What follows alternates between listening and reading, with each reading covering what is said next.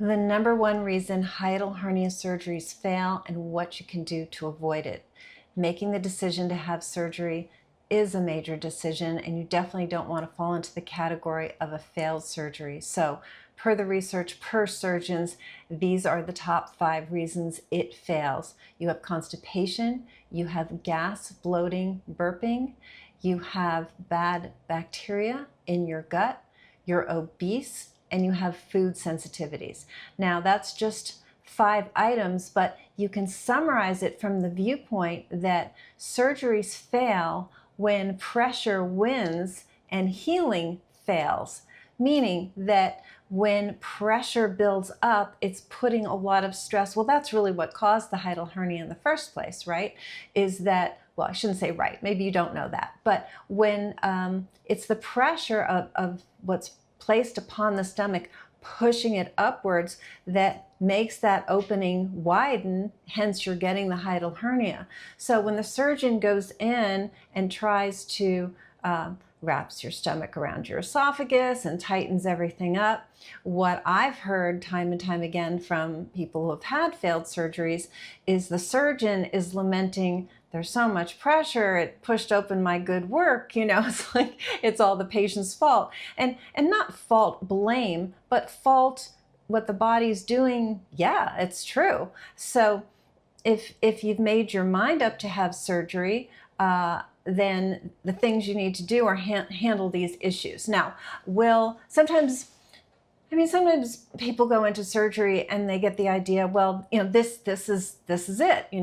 This is what I need to do, and it's going to handle everything.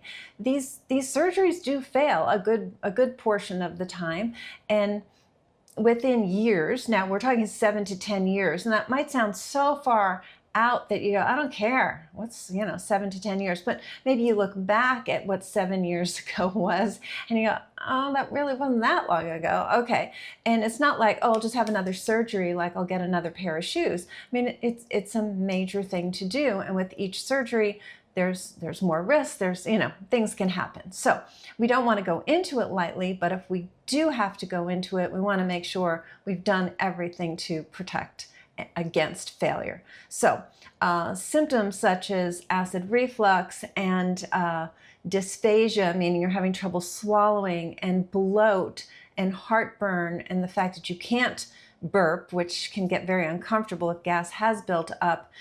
It's over 50% of the time. It's up to 54, 56% of the time these symptoms return. So it's pretty common.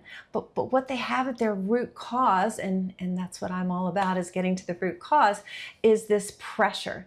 But that started it all. Okay, so let's break it down.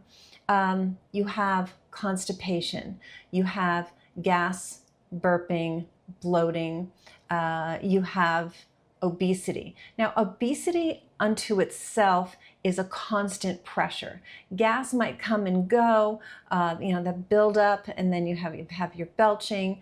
Constipation, you can finally pass your bowels, and then you feel good for a little bit.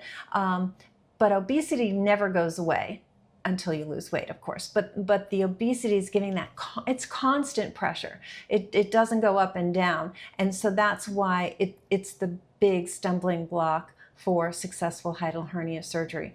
And I know that's not a, today it's there and tomorrow it's gone kind of thing, but I'm going to go over some dietary tips that will get you in the right direction to start losing weight and start diminishing the pressure. And it's all about the visceral fat, meaning the fat around your organs. So it's midsection fat. We're not talking about a large buttocks or large thighs or arms. We're talking about the midsection. So let's look at pressure as an overall overarching issue here, because when you have bad bacteria in your gut, the bowels are moving too slowly. You have small intestinal bacterial overgrowth. So that's bacteria overgrowing in the small intestine versus bad bacteria in the lower colon. All of this is building pressure. So we have to address that and get to the root cause of that, so that that's not an issue anymore, and that's very doable. And so let's see, I want to make sure I cover all of these. Good. Yeah, so that's all of them. Also, there's carbohydrate malabsorption that can create a lot of gas, but it's all kind of one category. So let's start with the simplest thing, a food sensitivity. So there's a lot of elimination diets out there that you can put yourself on. You have to be disciplined, but you can, like gluten and dairy are certainly the most common food sensitivities we see here in the clinic. There's foods that bother acid reflux, like onions and garlic and mint and tomato and chocolate and caffeine. They irritate acid reflux, but they don't tend to be the cause of acid reflux, unless you have an allergy to tomatoes or something. But they're just acidic enough that they're irritating what's already irritated, but it's not a cause. It's not like dairy and gluten where you can have a sensitivity to that, and it can be corn, it can be eggs, it can be a lot of different things. Dairy and gluten are just the top two. But if you're really sensitive to those, that's creating enough inflammation that will create pressure. Now, let's jump into diet and what you can start moving in the direction of that will really handle all of these things. That's what's exciting. So if you're feeding your good bacteria, you're starving your bad bacteria, your inflammation, your generalized inflammation will go down, so you'll heal better. So that's general systematic inflammation will go down, but also your gut inflammation will go down, and that's where the pressure goes down. So it's all about the pressure and then your strong ability to heal. So we want a strong immune system. We don't want a lot of inflammation. We don't want bad bugs. We don't want bad food. So that's the simplicity of it. It's not really that hard.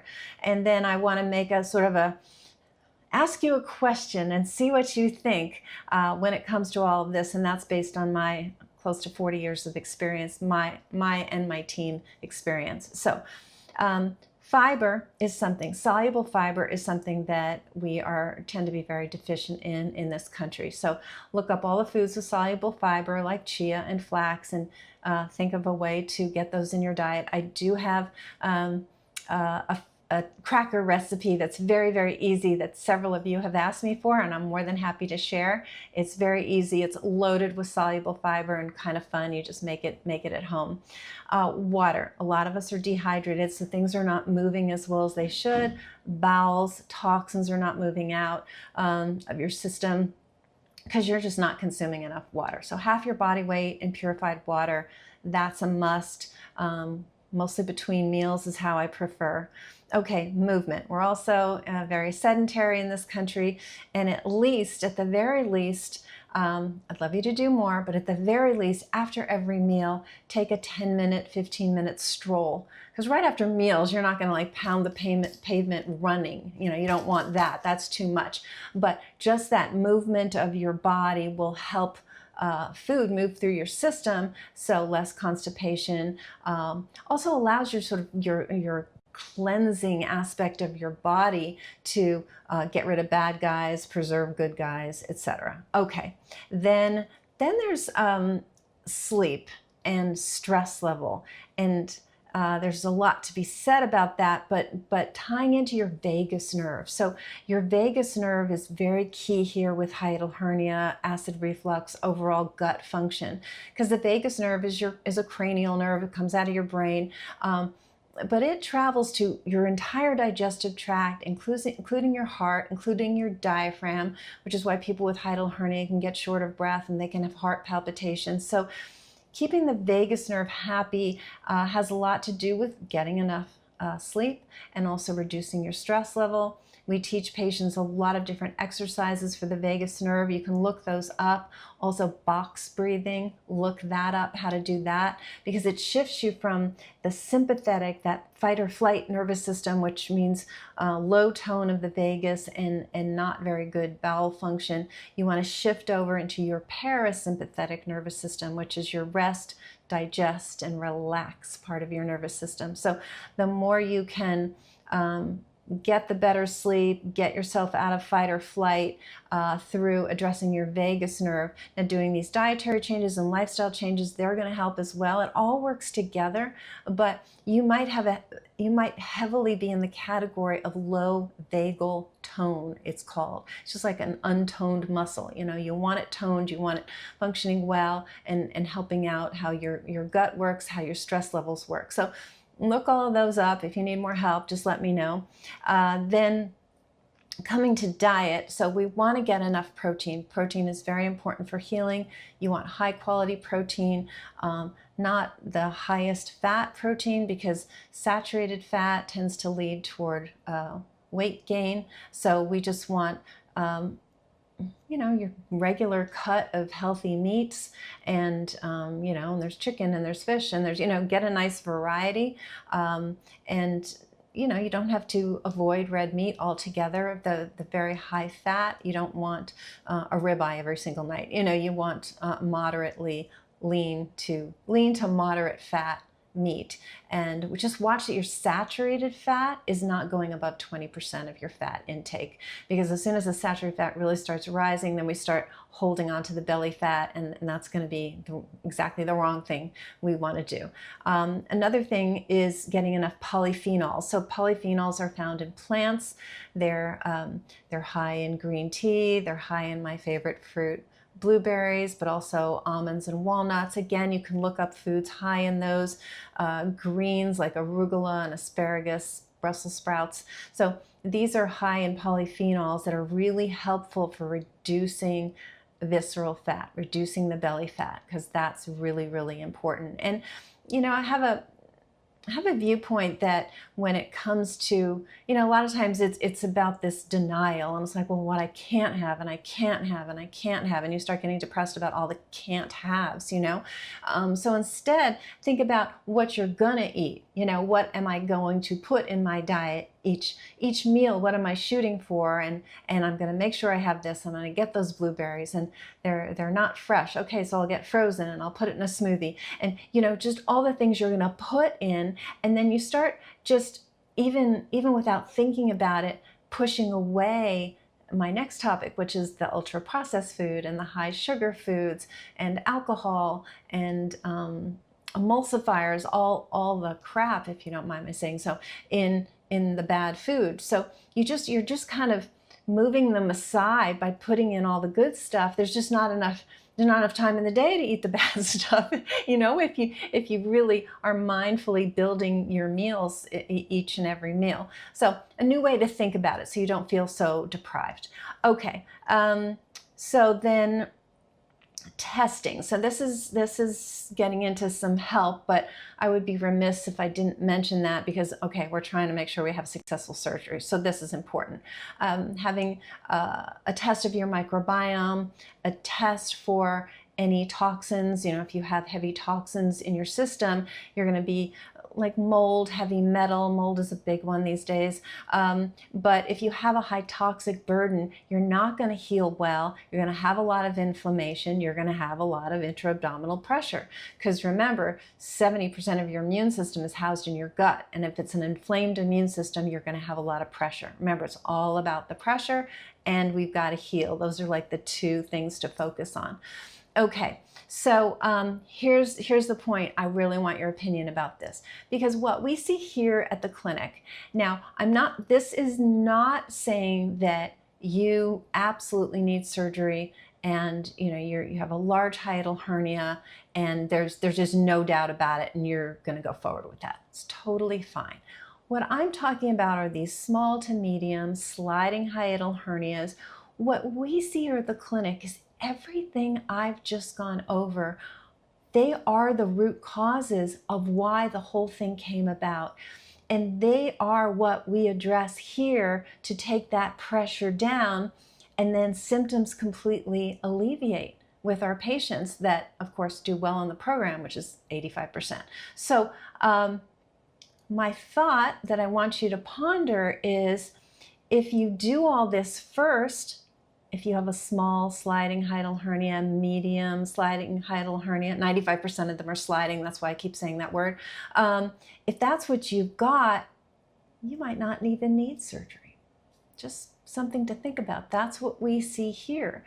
Again, some people do need surgery, but if these are the steps you have to take to ensure a successful surgery, because that's what surgeons are saying. Now, what they're not saying, I would also be remiss to not mention this, is surgeon failure. Okay, the surgeon made a mistake. They wrapped it too tight, it was too loose, it was, the little Lynx device wasn't in the right place. There's always the human error aspect. But that aside, okay, we're putting that aside. All of these points that we just reviewed, that's the why. That's the reason why these surgeries fail for people. So what if you fix it all? You need to fix it anyway to prevent failure. You need to fix it to be optimally healthy. What if you fix it first, which is, of course, the order that surgeons would love you to do anyway, because you're then less of a risk. You fix it first and maybe you don't even need the surgery. Something to think about. Okay, I hope you enjoyed this information. If you did, please leave a comment, any sort of comment. I love reading your comments. I answer all of them. And also consider subscribing to the channel. We're trying to have more people be, to avail themselves of this information so they know the options they have for natural sorts of treatment regarding their health. All right, I look forward to speaking to you soon.